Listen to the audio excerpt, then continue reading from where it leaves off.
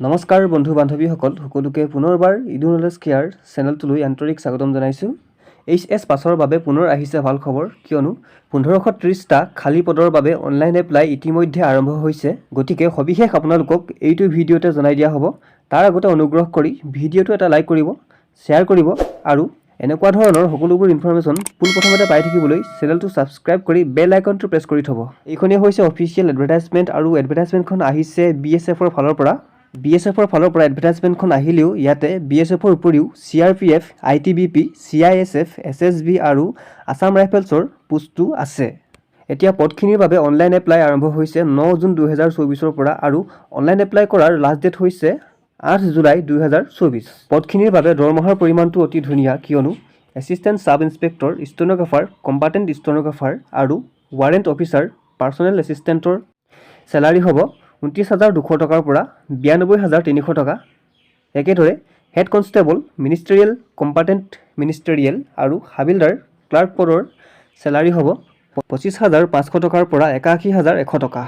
পদখিনিৰ vacancy ডিটেইলছসমূহ এনেকুৱা ধৰণৰ: assistant sub inspector, stenographer বা কম্বাটেণ্ট ষ্টেনোগ্ৰাফাৰ আৰু ৱাৰেণ্ট অফিচাৰ পাৰ্চনেল এছিষ্টেণ্টৰ BSFৰ খালী পদৰ সংখ্যা হৈছে 17টা, CRPFৰ খালী পদৰ সংখ্যা হৈছে 21টা, ITBPৰ খালী পদৰ সংখ্যা হৈছে 56টা, CISFৰ খালী পদৰ সংখ্যা হৈছে 146টা আৰু SSBৰ 3টা।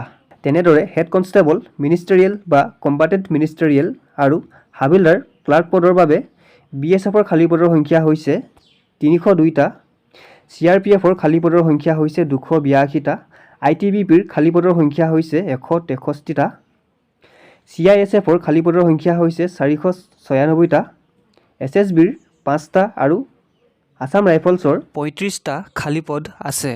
বয়সৰ ফালে চাবলৈ গ'লে 18ৰ পৰা 25 বছৰ বয়সলৈকে কেণ্ডিডেটসকলে এপ্লাই কৰিব পাৰিব।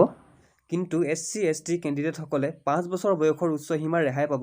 OBC সকলে 3 বছৰ, এক্স ছাৰ্ভিচমেনসকলে 3 বছৰ।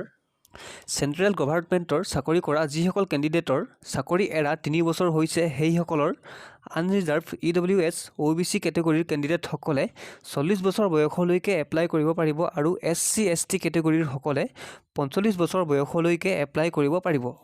তাৰোপৰি বিধৱা মহিলা আৰু ডিভ'ৰ্চ হোৱা মহিলাসকলে যিসকল আনৰিজাৰ্ভ EWS আৰু OBC কেটেগৰীৰ হয়, তেওঁলোকে 35 বছৰ বয়সলৈকে এপ্লাই কৰিব পাৰিব আৰু যিসকল SC, ST কেটেগৰীৰ তেওঁলোকে 40 বছৰ বয়সলৈকে এপ্লাই কৰিব পাৰিব। এডুকেশ্যনেল কোৱালিফিকেশ্যন আপোনালোকে গম পাইছেই, 12 পাছ হ'ব লাগিব ৰিকগনাইজ বৰ্ড আৰু ইউনিভাৰ্চিটিৰ পৰা। এপ্লাই কৰিবৰ বাবে আপোনালোকে এই ৱেবছাইটটোলৈকে যাব লাগিব। ৱেবছাইটটোৰ লিংক এই ভিডিঅ'টোৰ ডেছক্ৰিপশ্যনত দি থোৱা হৈছে। ডেছক্ৰিপশ্যনৰ লিংকটোত ক্লিক কৰি আপোনালোকে অতি সহজতে ৱেবছাইটটোত ভিজিট কৰিব পাৰিব। অনলাইন এপ্লাই কৰাৰ সময়ত সকলোৱে 100 টকাকৈ ফিজ পে' কৰিব লাগিব। কিন্তু ওমেন কেণ্ডিডেটৰ লগতে SC, STৰ লগতে এক্স ছাৰ্ভিচমেন কেণ্ডিডেটসকলে কোনো ধৰণৰ ফিজ পে' কৰিব নালাগে। লগতে ইয়াতে এক্সাম চেণ্টাৰসমূহ উল্লেখ কৰিছে। অসমৰ বাবে চাবলৈ গ'লে অসমৰ গুৱাহাটী আৰু কাছাৰত এক্সামসমূহ অনুষ্ঠিত হ'ব। প্ৰথমে হ'ব ফিজিকেল ষ্টেণ্ডাৰ্ড টেষ্ট PST আৰু physical efficiency test PET। Second ফেজত হ'ব এটা কম্পিউটাৰ বেছড টেষ্ট আৰু থাৰ্ড ফেজত হ'ব স্কিল টেষ্ট, ডকুমেণ্ট ভেৰিফিকেশ্যন আৰু medical examination. Physical standard test আৰু ফিজিকেল এফিচিয়েঞ্চি টেষ্টৰ বাবে হাইট, চেষ্ট কি কেনেকৈ লাগে আপোনালোকে ভালদৰে চাই ল'ব। এই নটিফিকেশ্যনখনৰ লিংক এই ভিডিঅ'টোৰ ডেছক্ৰিপশ্যনত দি থোৱা হৈছে। তাৰোপৰি আপোনালোকে আমাৰ Facebook, WhatsApp group, WhatsApp channel, Twitter সকলোতে পাই যাব। গতিকে আপোনালোকে আমাৰ সৈতে ফেচবুক, হোৱাটছআপ গ্ৰুপ আৰু হোৱাটছআপ চেনেল, টুইটাৰ সকলোতে জইন হৈ ল'ব। কম্পিউটাৰ বেছড টেষ্টৰ চিলেবাছটো হ'ব এনেকুৱা ধৰণৰ: হিন্দী, ইংলিছ দুটা লেংগুৱেজৰ যিকোনো এটা চিলেক্ট কৰিব লাগিব আৰু ইয়াৰ পৰা আহিব 20টা কুৱেশ্যনৰ বিপৰীতে 20 নম্বৰ থাকিব। জেনেৰেল ইণ্টেলিজেন্সৰ 20টা কুৱেশ্যনৰ বিপৰীতে 20 নম্বৰ থাকিব। একেদৰে নিউমেৰিকেল এপ্টিটিউড, ক্লেৰিকেল এপ্টিটিউড, কম্পিউটাৰ নলেজৰ প্ৰত্যেকৰে পৰা 20টা কুৱেশ্যনৰ বিপৰীতে 20 নম্বৰ থাকিব। সময় থাকিব 1 ঘণ্টা 40 মিনিট আৰু টোটেল মাৰ্ক হ'ব 100। গতিকে এইখিনিয়ে আছিল আজিৰ ভিডিঅ'টোত আপোনালোকক জনাবলগীয়া।